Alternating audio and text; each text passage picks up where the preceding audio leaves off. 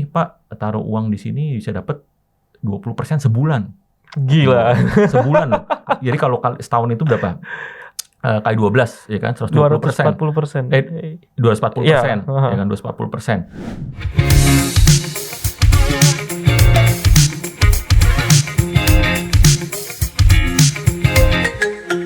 Eri Gunawan.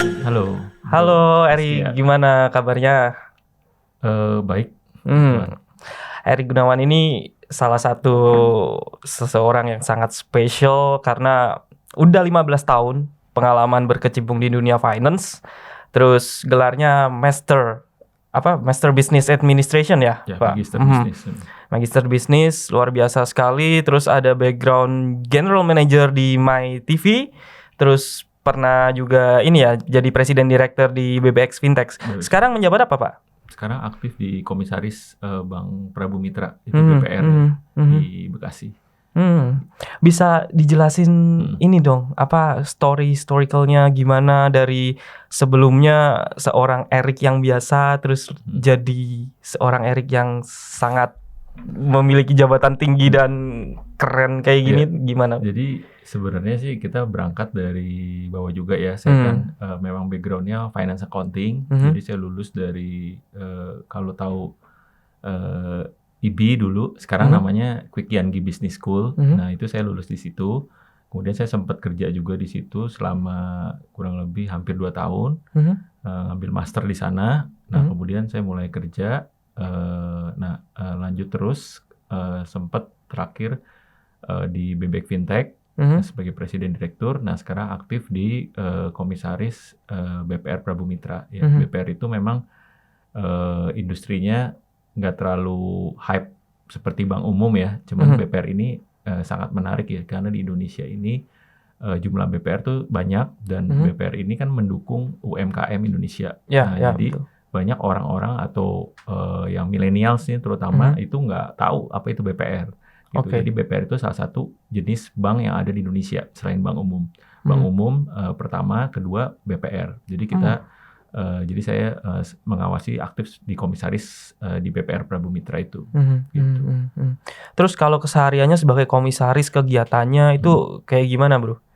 Kalau kegiatan sih tentu kita sebagai komisaris aktif mengawasi ya jalannya direksi. Jadi di BPR itu kan memang ada pemisahan fungsi antara yang menjalankan operasional sama yang mengawasi.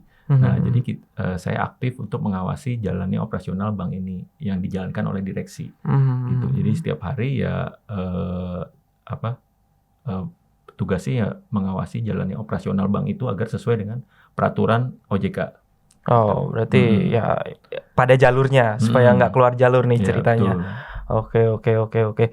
Terus berarti kan background finance-nya ini cukup kuat kan supaya sampai tahu nih jalur-jalur mana yang harus diikuti, nggak boleh keluar jalur. Itu saya tertarik nih sama background magisternya Bro Erik nih.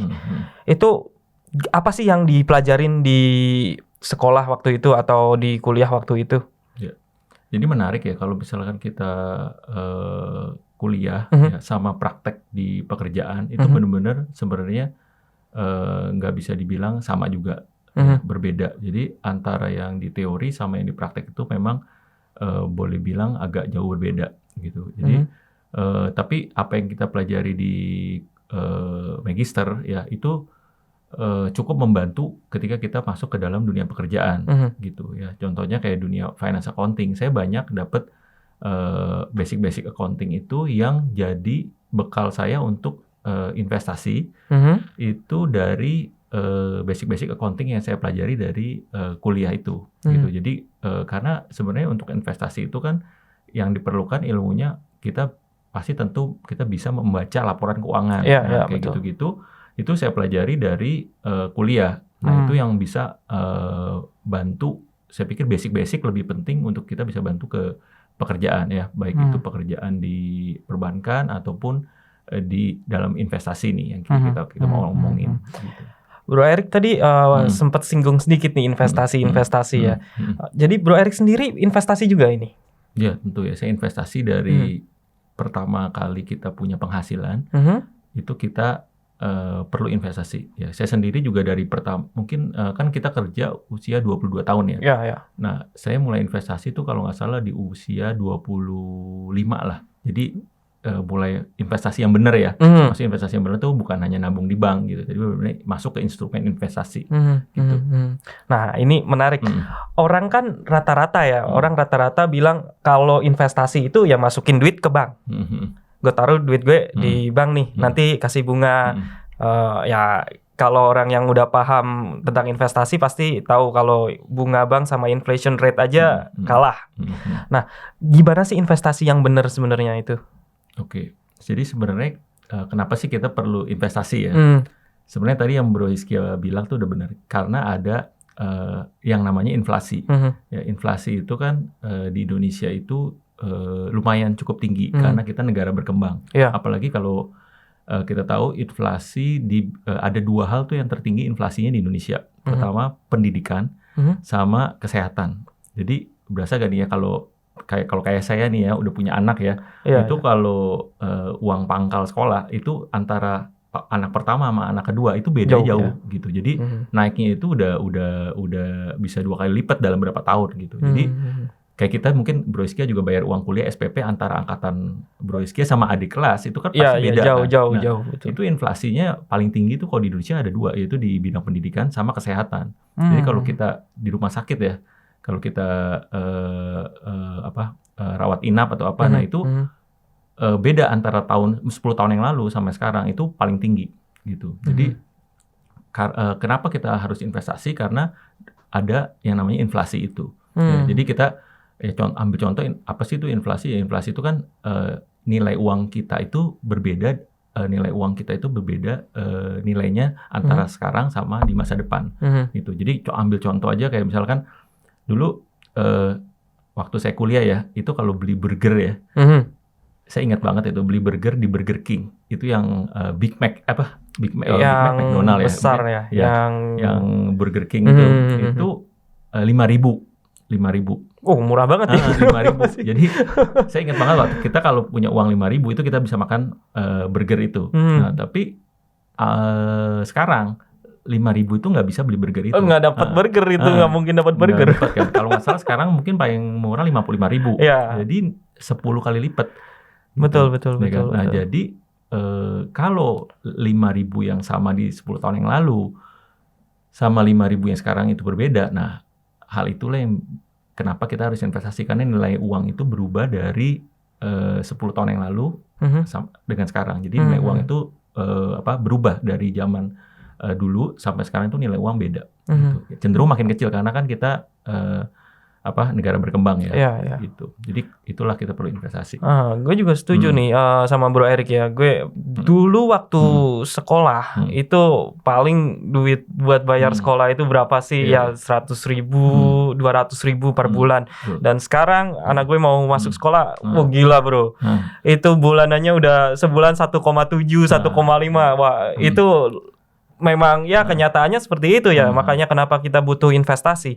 Nah, yang gue mau tanyain, apa bedanya investasi terus sama asuransi? Kan banyak nih orang yang masuk asuransi pendidikan atau anaknya dimasukin asuransi pendidikan, kesehatan. Itu apakah sama dengan investasi atau beda nih? Nah, jadi sebenarnya kalau kita ngomong investasi sama asuransi itu 2 jenis totally berbeda. Jadi kalau investasi kita benar-benar ke suatu aset produktif kan. Kita menginvestasikan uang kita itu jadi uang 5.000 ya, itu bisa berkembang. Ya menjadi 10.000, 20.000 itu investasi. Nah, kalau asuransi itu kan adalah suatu bentuk proteksi ya. Jadi itu sebenarnya kalau di dunia akuntansi ya asuransi itu biaya cost. Jadi memang hangus. Nah, cuman kan memang kalau di Indonesia ya, kita di masyarakat kita kan suka dibalut. Jadi asuransi itu suka dibalut dengan investasi. Karena apa? Karena mungkin ya masyarakat kita tuh belum paham benar gitu. Dan juga kedua, masyarakat kita itu kadang-kadang tuh kalau bayar asuransi, dia itu istilahnya nggak rela gitu. Karena kan hangus gitu. Asuransi kan kita bayar kan misalkan per bulan 100.000 asuransi. Itu kan sebenarnya kalau nggak ada resiko apa-apa kan hangus. Nah, cuman karena dari pihak penjual marketing gitu ya. Supaya gampang jualannya gimana sih? Ya supaya gampang jualnya makanya dibalut dengan investasi.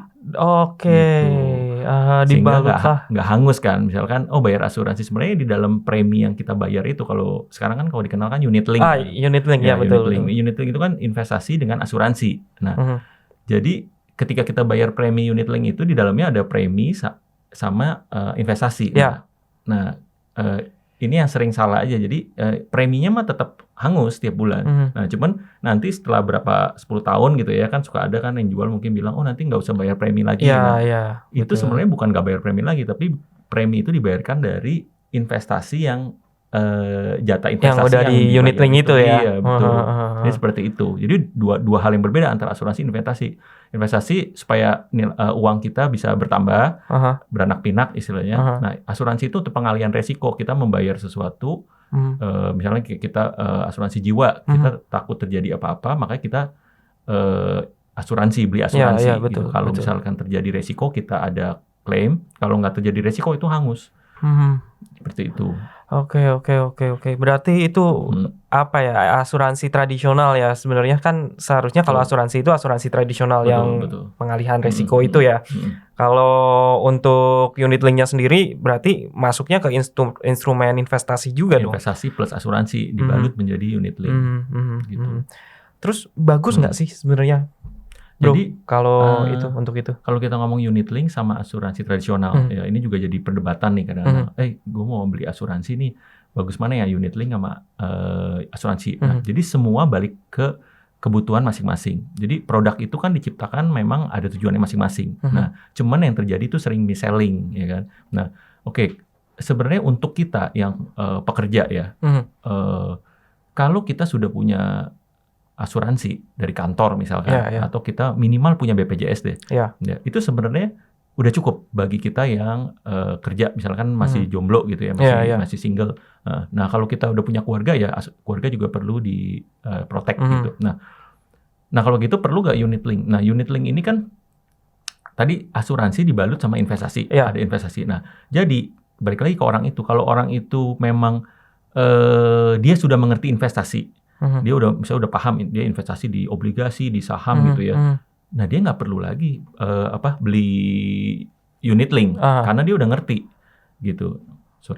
Dia udah ngerti gitu. Nah, jadi cukup beli asuransi aja untuk proteksi. Tapi kalau ada orang kan gini, aduh gue nggak ngerti investasi nih, gue cuma taruh duit di bank doang gitu kan, deposito yang paling simple. Ya. Nah, jadi gue nggak ngerti, ya udah dia akhirnya beli unit link itu mungkin butuh. Jadi mereka bisa sekaligus proteksi, ada proteksinya sekaligus ada investasinya yang dikelola sama manajer investasi yang profesional. Karena dia kan nggak paham, saham apa tuh nggak ngerti lah. Nah itu betul. Jadi boleh beli unit link. Tapi kalau yang udah paham, ya lebih cocok asuransi aja. Gitu ya. Gini bro. Tapi di luaran sana, di masyarakat luas ya, banyak yang bilang kalau investasi asuransi itu banyak yang rugi atau banyak yang ngomong bodong nih. Sebenarnya yang salah itu masyarakatnya yang nggak paham, atau mungkin marketer dari asuransi tersebut, atau memang sistemnya yang salah? Jadi kalau saya lihat ada dua ya. Yang salah dari agentnya juga, mis-selling. Kedua juga customer-nya nggak mau baca. Sekarang siapa sih dari kita suka baca polis asuransi, ya kan? Kalau dapat polis asuransi, ya udah lihat paling halaman pertamanya doang kan, namanya tertanggung pemegang polis, bener gak gitu. Tapi nggak pernah baca, ya minimal yang penting-penting deh. Nah, kemudian faktor mis-selling juga dari agent ya kan, dituntut target, bonusnya gede, pokoknya closing gitu kan, closing. Nah, jadi ya itu karena dua hal itu, jadi seringkali mis-selling. Jadi sebenarnya ya kalau misalkan tadi kan unit link itu adalah investasi plus asuransi. Iya, betul. Asuransi kan biaya. Investasi itu pasti, kalau investasi itu kan bisa untung, bisa rugi. Ya kan? Betul. Nah, itu yang nggak sering dijelaskan gitu. Jadi investasi itu bisa untung, bisa rugi. Kalau untung dia bisa buat bayar preminya.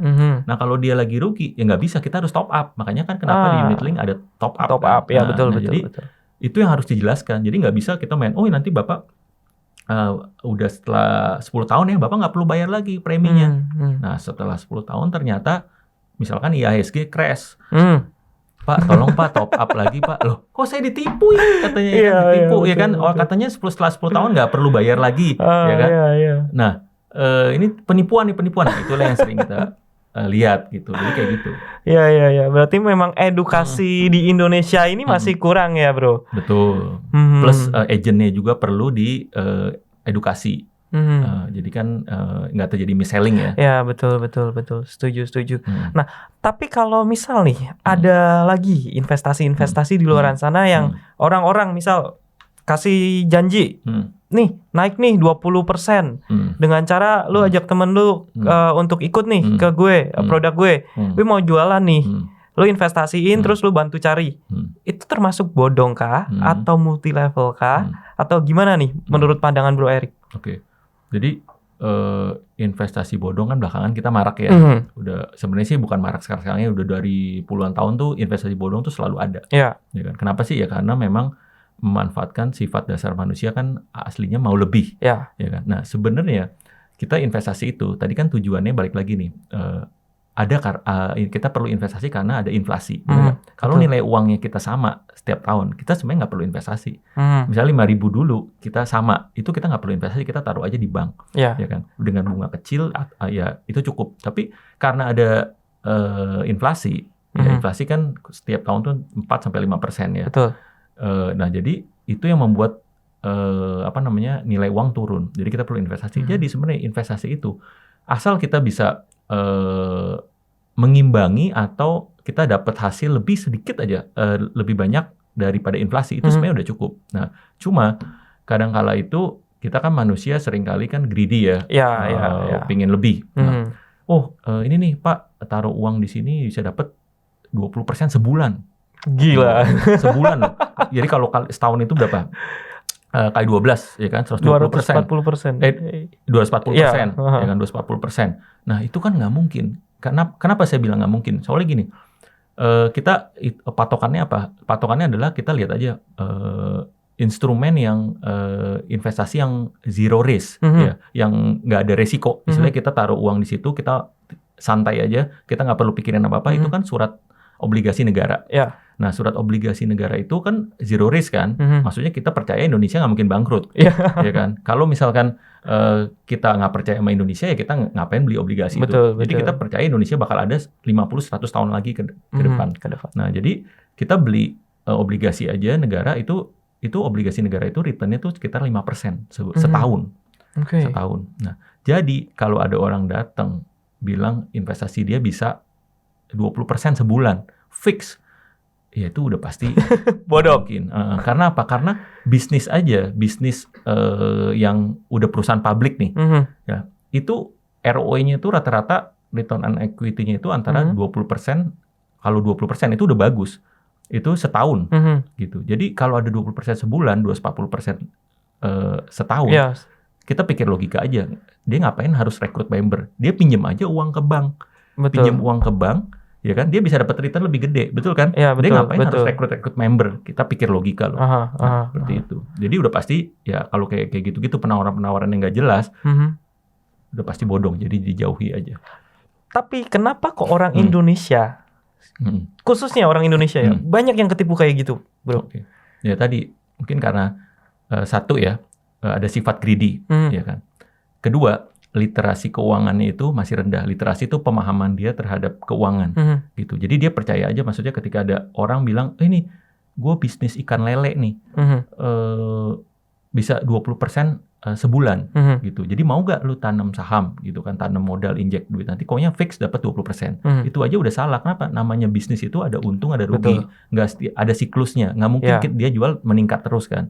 Jadi itu aja statement itu udah salah. Nah, jadi kalau ditanya kenapa masih ada yang kejeblos, masih ada yang mau, ya karena satu, emang sifat dasar manusia greedy, karena nggak semua orang berpendidikan rendah itu yang ketipu loh. Orang berpendidikan tinggi itu juga bisa ketipu, ya kan? Contohnya kayak kemarin kasus-kasus robot trading, itu yang masuk itu juga bukan orang sembarangan, ada yang dosen, ada yang itu, cuman karena mungkin sifat greedy-nya, ya kan? Dan terbuai juga oleh fixed return itu, nah itu bisa kejeblos banyak.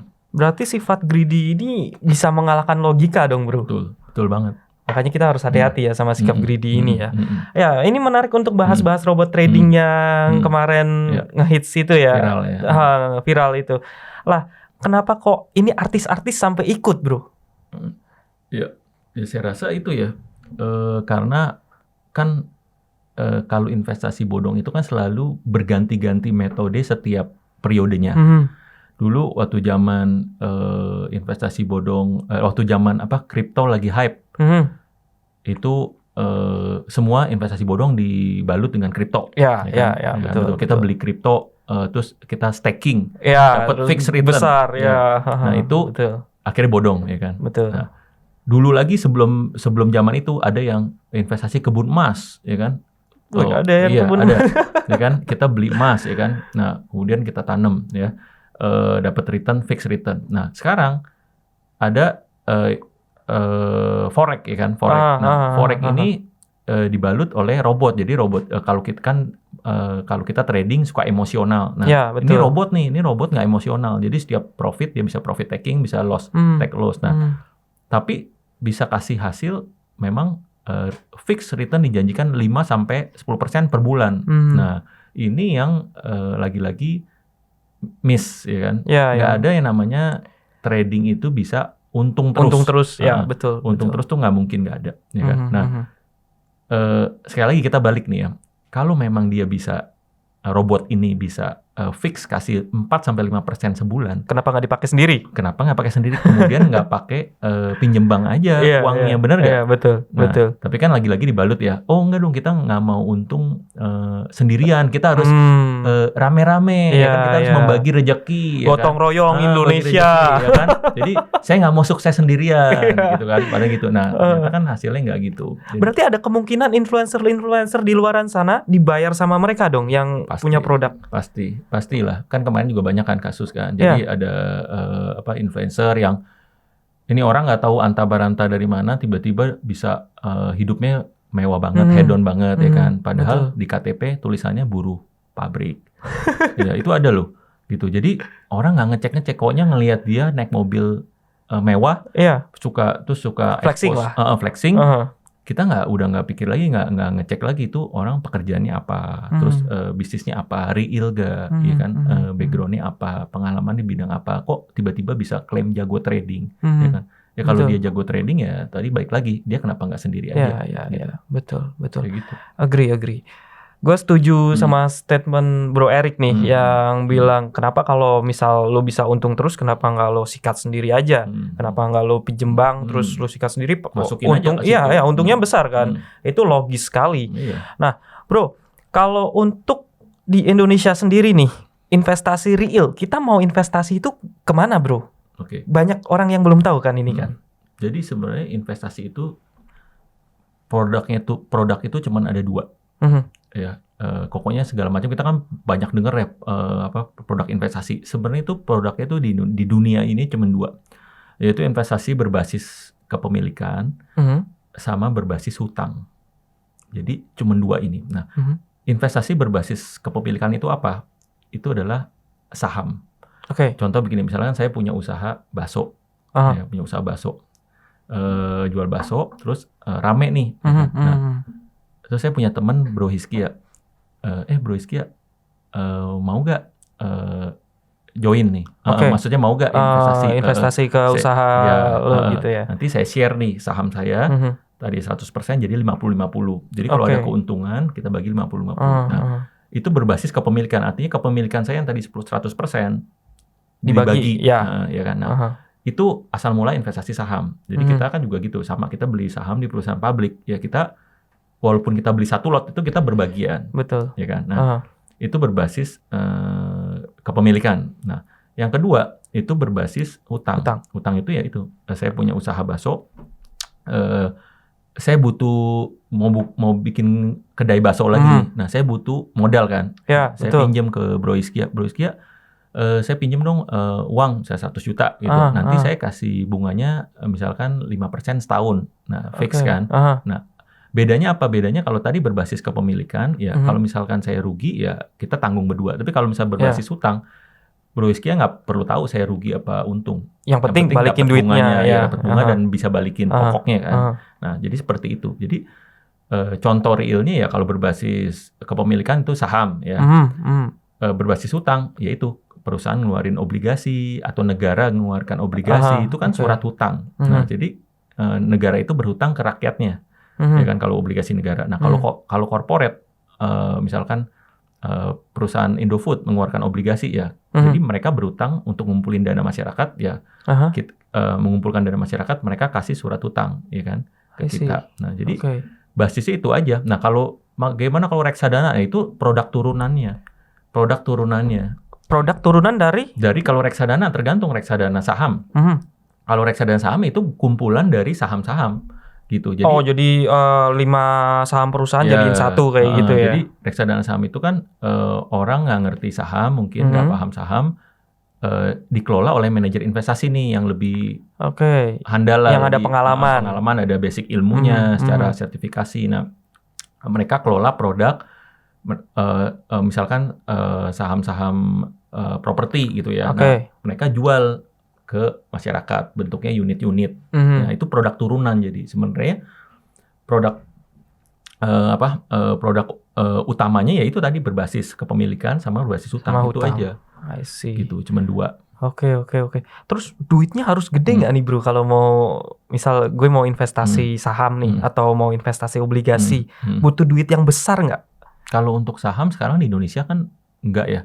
Jadi mulai dari 100.000 aja udah buka rekening di misalkan sekarang kan banyak sekuritas digital ya, Stockbit atau apa ya. Nah, itu 100.000 udah bisa buka gitu dan udah bisa beli saham. Kita bisa beli saham yang kan sekarang satu lot itu kan 100 lembar saham. Jadi kita bisa beli saham yang 100 perak gitu kan bisa. Nah, ada. Jadi kalau dulu 10 sampai 15 tahun yang lalu benar kita kayaknya minimal harus 10 sampai 15 juta. Tapi sekarang itu makin mudah. Kita bisa buka rekening saham itu 100.000. Bahkan katanya bisa beli nggak satu lot itu bisa ya? Kalau di Indonesia belum. Minimal satu lot 100 lembar baru saham. ada isunya mau diturunin ya. Jadi mungkin dulu kan juga gitu. Dulu kan satu lot 500. Sempat 1.000 ya atau 500 terus sekarang turun lagi 100. Nah, sekarang katanya mau jadi turun lagi satu lot mau jadi 10 atau berapa gitu. Iya. Masih ada isunya ya. Jadi itu sih. Itu bagus banget kalau misal memang bisa retail kan bisa invest dengan benar dan baik kayak gitu sih. Betul. Terus kalau untuk obligasi sendiri bro, obligasi sendiri masih butuh duit yang besar juga. Nah, obligasi itu kalau kita langsung beli obligasi corporate langsung, itu memang besar. Kalau nggak salah minimal 50 juta ya kita sekuritas. Nah, tapi kan kita bisa beli reksadananya, reksadana pendapatan tetap, itu produk turunannya. Nah, keunggulan reksadana yaitu kita bisa beli mulai dari 10.000 loh kalau kita di aplikasi-aplikasi ya. Itu dari 10.000 kita bisa beli. Ya, bisa cek deh di aplikasi-aplikasi mulai dari 10.000, 100.000, 10.000 bahkan 10.000 bisa murah dong. 10.000 kayak duit beli bakso abang-abang di depan. Makanya kan sekarang banyak campaign-campaign ya daripada kita jajan bakso, kita kumpulin itu bisa hasilnya bisa bagus gitu. Jadi betul. Sekarang saya rasa apalagi milenial nggak ada alasan sih kalau buat investasi nggak ada uang atau apa atau misalnya gaji saya masih kecil nih. Itu hampir nggak ada ya. Soalnya 10.000 sekarang kita 10.000 mau beli apa juga kan nggak. Iya nggak dapat apa-apa juga. Paling tukang bakso di depan doang. Gitu. Itu pun 20.000 udah ya bro. 20.000 itu bakso. Oke, bro. Ini gue juga mau tanya nih. Kalau untuk investasi sendiri, Bro Erik saranin sebulan itu sisihin berapa? Dari misal let's say gaji atau income lah. Income berapa persen nih dimasukin ke investasi baiknya? Ya, sebenarnya sih kebalik lagi ke masing-masing profilnya ya. Nggak ada best practice yang misalkan di saya jalan, di Bro Hiskia belum tentu jalan. Karena kan masing-masing risk profile tuh orang-orang beda, berbeda. Antara saya dengan Bro Hiskia itu beda karena mungkin Bro Hiskia tadi punya anak 1, saya 2, ya kan. Terus ada nanggung orang tua apa enggak? Ya kan, itu yang berbeda. Nah, jadi balik lagi kalau dia masih single ya, kita baliknya single atau masih itu baru bekerja, yang paling bagus sih bisa sebesar-besarnya atau bisa maksimal 50% dari gajinya. Sampai 50% itu benar-benar harus investasi. Kalau saya sih selalu kalau ngobrol ya sama teman yang baru single, baru kerja, kalau bisa 50%-nya sisihin buat investasi. Tapi itu kan yang ininya, yang propernya. Tapi kalau misalkan bisa 10%, 20% oke. Tapi nggak masalah ya. Nggak masalah. Jadi yang istilahnya yang kalau mau benar-benar cepat lah gitu. Karena investasi itu kan mesti dari sahabat investasi itu kan waktu. Betul. Ya kan? Jadi kalau misalkan kita investasi dari umur 25 sama kita investasi umur 35 itu beda hasilnya. Betul. Yang mahal itu sebenarnya waktunya berarti betul, ya, Bro. Betul. Betul. Emang banyak orang di Indo itu nggak sabar karena waktu. Betul. Kadang lagi baru investasi lah setahun 2 tahun terus IHSG anjlok terus dia exit. Nah itu sesuatu yang sayang kan sebenarnya kan, Bro. Yeah. Gimana sih ngelatih mentalnya nih supaya let's say kita beli di pucuk terus tiba-tiba anjlok. Kita harusnya cut loss atau apa yang harus kita lakukan? Terus kalau memang pengen jangka panjang ya, investasi pengen jangka panjang, gimana jaga mental kita supaya nggak cut loss? Oke. Saya selalu kalau jaga mental itu begini. Yang kalau kita namanya investasi, kita kan investasi di bisnis. Kita kalau beli saham, kita kan beli bisnisnya. Iya, betul. Berarti kalau orang bisnis, ya itu kan perlu waktu. Nggak mungkin tiba-tiba saya ini mau buka bisnis nih, bakso. Terus tiba-tiba orang datang belanja ke saya langsung rame kan nggak mungkin. Jadi perlu waktu. Nah, branding ya kan, kita perlu waktu. Terus dari mulut ke mulut kalau bakso saya enak mulai berkembang ya kan. Nah, buka cabang 1, cabang kedua baru itu. Semua bisnis begitu betul. McDonald kayak mau yang gede-gede semua begitu. Jadi ketika kita beli saham, sama kita perlakukan itu bukan kita beli pagi jual sore, ya kan? Kita beli saham itu misalkan kita beli saham Unilever lah, ya sama kita beli kepemilikannya. Toh kan ketika kita pegang saham itu kan kita dapat dividen, dapat arus kas, ya kan buat kita. Jadi sebenarnya nggak masalah. Nah cuman kan ada orang yang ya beli di pucuk. Jadi gimana nih gitu. Nah itu baik lagi ya kalau kita beli sahamnya memang dalam jangka waktu panjang, kita sisihkan dari misalkan 10% lah, let's say 10% setiap bulan ya. Kita nggak peduli sih beli di nominal berapa ya. Nah itu yang basic ya. Nah cuman memang kalau mau beli kan suka ada yang value investing, kita beli perusahaan yang nilainya jangan terlalu mahal. Nah itu beda lagi tuh metodenya. Tapi kalau misalnya kita istilahnya ya awam lah, kita mau mulai investasi, kita tahu perusahaannya bagus, kita tahu produknya juga bagus ya. Ya udah istilahnya kita beli setiap bulan pun dalam keadaan mahal atau enggak, karena kita jangka panjang, itu kita bisa profit juga dan kita bisa dapat dividen. Ya. Jadi kalau perusahaan-perusahaan bagus tuh secara jangka panjang pasti naik. Coba aja lihat di Google grafiknya saham BBCA, dia secara naik. Jadi begini kayak tangga kan. Jadi nggak masalah begini-begini, tapi kalau dia kayak tangga, long termnya, long term ya itu nggak masalah. Betul. Gitu. Oke, berarti saham-saham blue chip ini bagus dong kalau kita koleksi. Nah, begini, saham-saham blue chip itu kan saham-saham yang perusahaan-perusahaan yang dikategorikan di bursa efek bagus. Ya. Nah, cuman apakah semua saham blue chip itu bagus? Gitu, maksudnya secara valuasi. Nah, saham blue chip itu memang saham-saham perusahaan yang baik, ya kan. Nah, tapi ketika kita mau beli saham blue chip, kita juga harus beli di harga yang tepat tadi kan. Harga yang tepat itu ya nggak terlalu nggak mahal lah ya, harga yang wajar lah. Jadi kalau misalnya kita sama lah, kita beli barang, beli sepatu Nike harganya 2 juta ya kan, tapi harga wajar 2 juta, tapi mau nggak kalau kira-kira Bro Iskia beli saya jual 4 juta?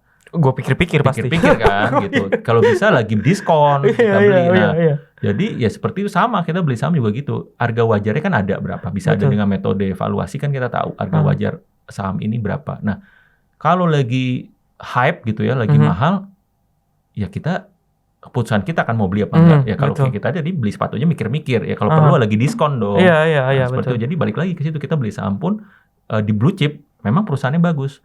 Tapi kalau lagi secara valuasi nggak menarik, ya kita cari blue chip yang menarik gitu.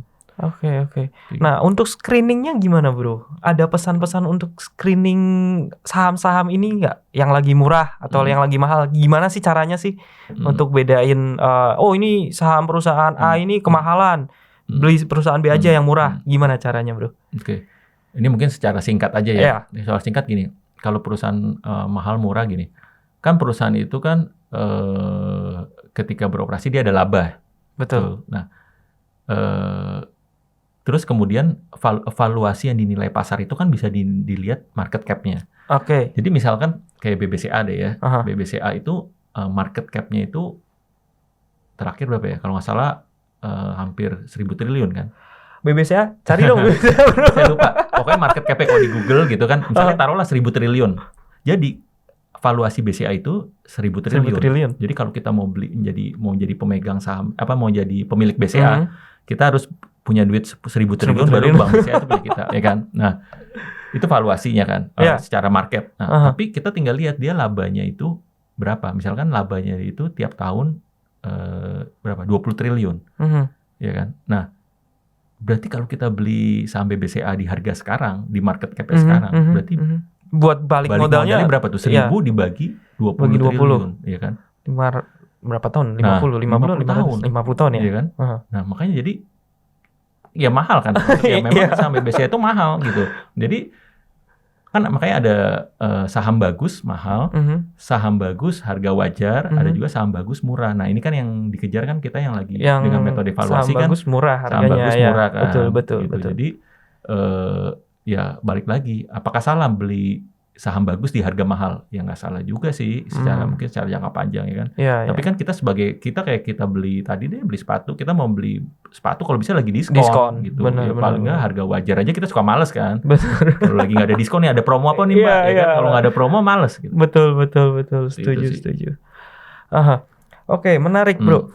Nah, ini menghadapi ke depan katanya mau ada resesi. Dunia bakal ngadapin resesi ini. Gimana untuk perusahaan-perusahaan di luaran sana? Apakah valuasinya akan jadi lebih bagus atau emang ini saat yang tepat untuk investasi? Setahu gue IHSG ini lagi anjlok kan. Kemarin sempat anjlok. Nah, ini waktu yang tepat atau gimana bro menurut lu? Oke. Kalau menurut saya sih investasi yang tepat itu waktunya itu kemarin. Waktu? Maksudnya gini, waktu yang tepat investasi itu kalau bisa kemarin. Maksudnya tuh kita harus mulai investasi itu dari kemarin. Iya, mesti kalau bisa kemarin. Nah, cuman karena nggak mungkin mundur kan. Jadi sekarang waktu yang tepat. Jadi sebenarnya kita nggak bisa juga bilang, oh ini lagi IHSG lagi crash, kita tepat waktu investasi ya kan. Cuman yang penting kita mulai aja. Makanya kan suka ada mulai aja dulu. Gitu. Nah, jadi sebenarnya kalau kita nggak pernah tahu IHSG mau crash kapan.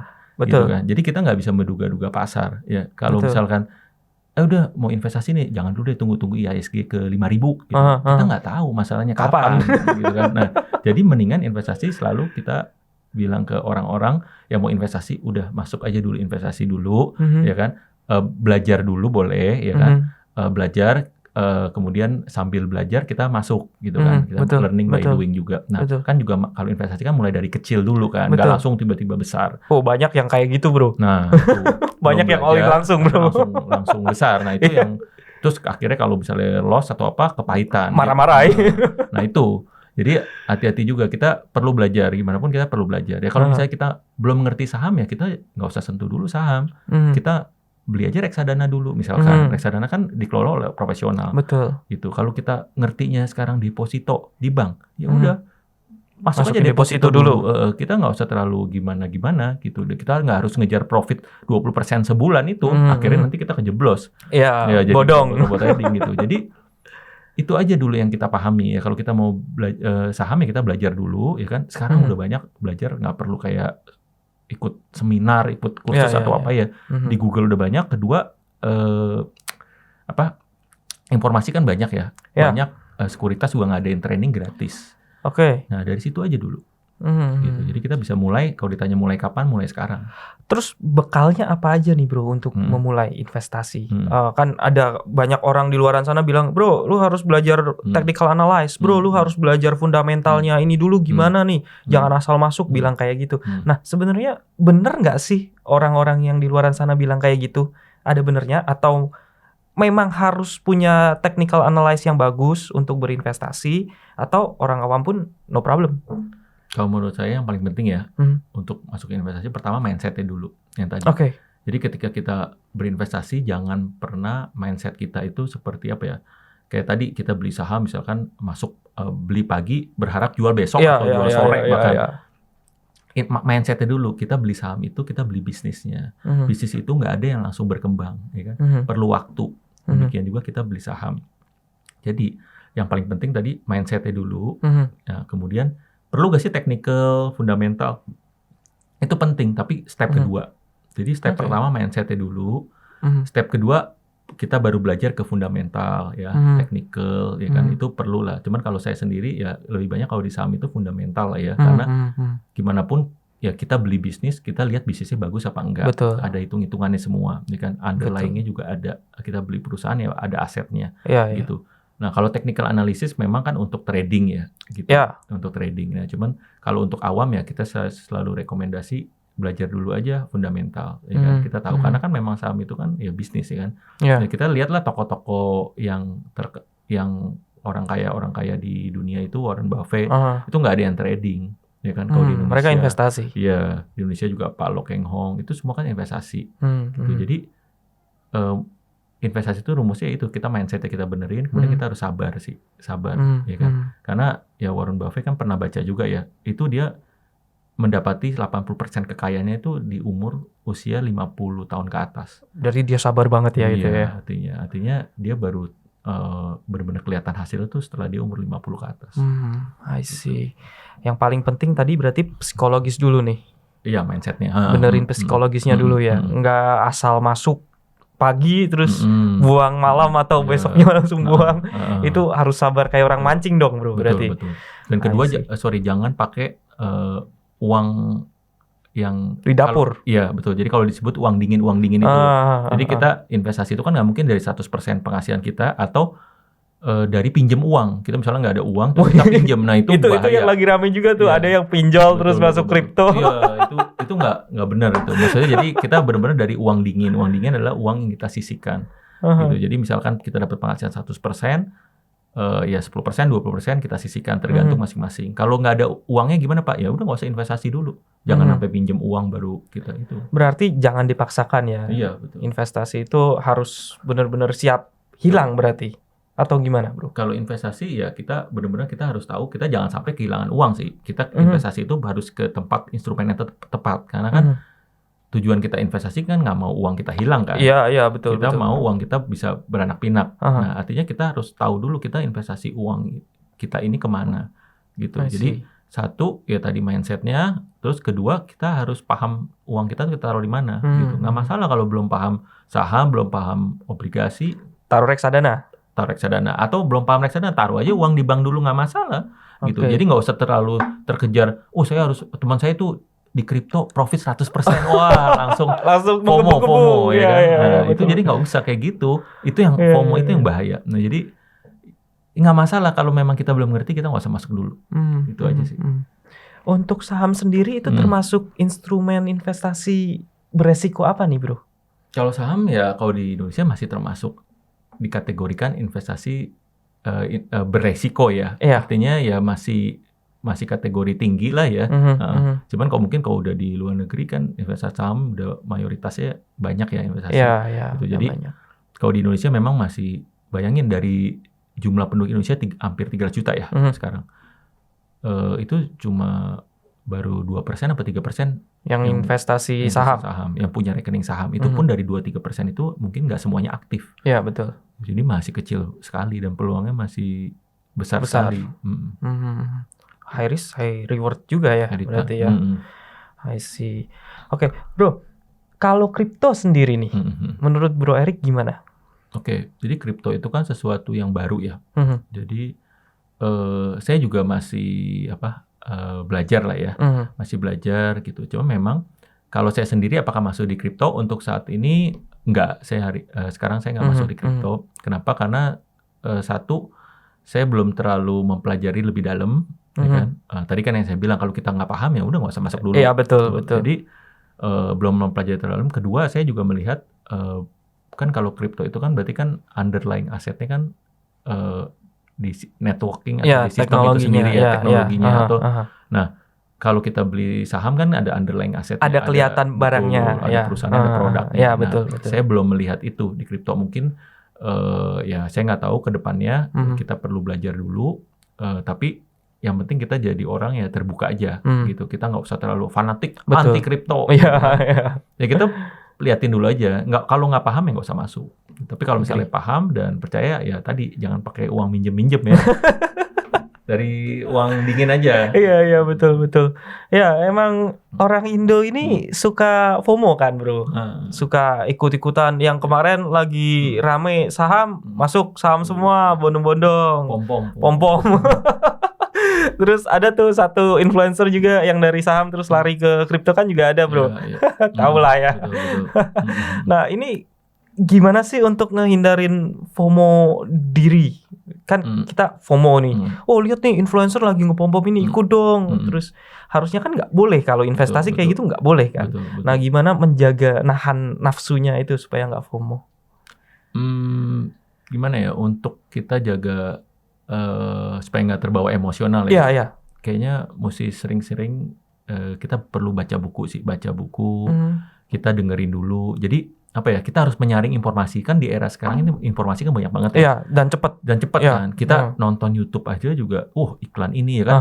Kita lagi nonton YouTube, tiba-tiba gue menghasilkan $500 dalam 10 menit ya kan. Siapa yang nggak Iya, siapa yang nggak ngiler ya bro. Ya kan? Terus dia lagi di kapal pesiar ya kan. Lu mau nggak kayak gue nih santai dapat duit. Nah, bener. Informasi kayak gitulah yang kita perlu saring. Jangan pernah telan mentah-mentah informasi yang belum kita verifikasi. Saya rasa itu kuncinya sih. Jadi siapapun itu ngomong, ya teman atau apa, ya mereka kan ngomong nggak apa-apa ya kan. Tapi tugas kita untuk menyaringnya gitu. Kita cari dulu informasi. Yang paling gampang simple Google lah ya kan. Kalau kita dulu zaman saya mau cari informasi kita harus ke perpustakaan. Ya sekarang kan tinggal di jempol doang ya kan. Misalnya mau cari buka HP.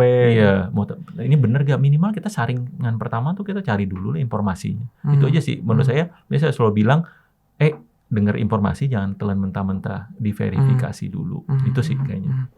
I see. Luar biasa sekali ini dari Bro Erik. Ya cuan-cuan people hari ini mau sharing banyak banget. Terakhir Bro Erik, ada pesan-pesan apa buat cuan-cuan people di luaran sana? Cuan-cuan people. Sip. Oke, ya pesan saya terakhir sih semoga kita semua jadi orang yang kita harus jadi orang yang melek investasi. Ya, melek investasi itu artinya kita harus paham, ya kita harus secara mindset paham, secara ilmu kita juga paham baru kita masuk investasi. Ya, jangan terbawa emosi atau sifat greedy kita sehingga kita nggak cari informasi dulu. Ya, jadi pahami dulu baru masuk. Kalau misalnya belum paham nggak apa-apa nggak masuk, nggak apa-apa kita ketinggalan. Jangan FOMO lah istilahnya. Betul. Gitu. Itu sih pesan saya. Jadi kita pelajari dulu baru kita masuk ke instrumen itu. Pasti teman-teman bisa sukses di investasi. Nggak masalah teman-teman taruh di tabungan dulu, nggak perlu takut. Uang gue nanti kegerus biaya admin, nggak masalah daripada hilang. Gitu. Jadi itu aja. Jadi teman-teman mau sukses investasi, teman-teman harus mulai dari sekarang, pelajari dulu, baru masuk. Gitu. Pesannya sangat super sekali ini Bro Erik. Jadi memang kuncinya itu sabar. Yang paling penting sabar ya. Sabar dulu, terus memang harus belajar dulu, pelan-pelan dulu. Better hilang duit sedikit untuk masuk ke bank, ada admin segala macam daripada kita salah masuk ke investasi bodong. Betul ya bro. Thank you Bro Erik atas waktunya. Suatu kehormatan bisa duduk bareng sama Bro Erik. Siap. Cerita sharing tentang investasi ini. Thank you Bro Erik.